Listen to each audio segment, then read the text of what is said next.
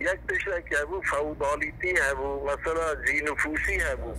سیدای من ملا محمد زاهد لأوي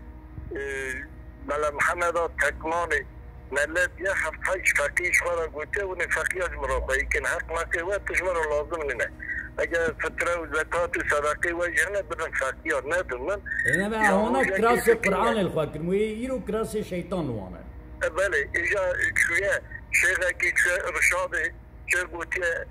بابا من آقو کارکی و آقو ملا محمد زاد چرا دوی خیران قالا بابا خوب کارکی خونه که بلکه بابا تا کارکی تا غلط کشا کرن غلطی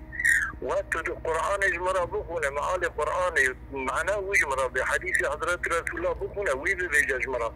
تو از شاهل اکیدینم از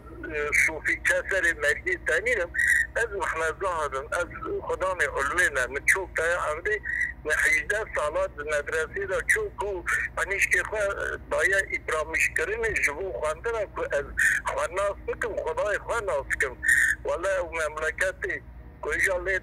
بندید و اصلاح دا 2020 خواندی هبونه راد بن دمانچه خود دگرن بغیر الله وکیل وقتی وش منی مرا تشتای بیشن امیرو قدل عامه چیرکن جوی ازی خلاص کن الله جو راد بن سیدای محمد داد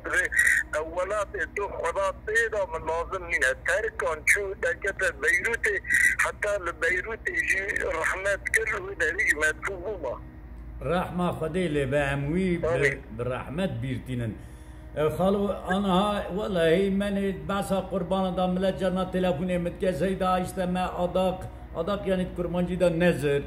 ام حيوان او بكيانا حضرتي ابراهيم عليه السلام يعني حضرتي اسماعيل دخو دا او كير خوا خوا رؤيا خواتي جراغو حضرتي اسماعيل گو امر فرمانا خدا چه امر تکیری از حاضرم فلما تله للجبين قرآن دبیجه گل سر عنیاف او بکه و ناداه ربه آیت دبیجه خدا گازی کریش جنت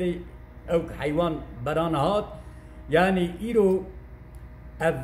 ایدا قربان مدک نزیک درباز بو یعنی ایرو انسان کرد ترک عرب عجم تب اولاد امت اسلام تن قربان کرنه یعنی معنا قربان جد منات يفهم کرنه نخیر على قرآن ناتیه فهم کرنه جبی قربان آنه کس فایده نابینه جبی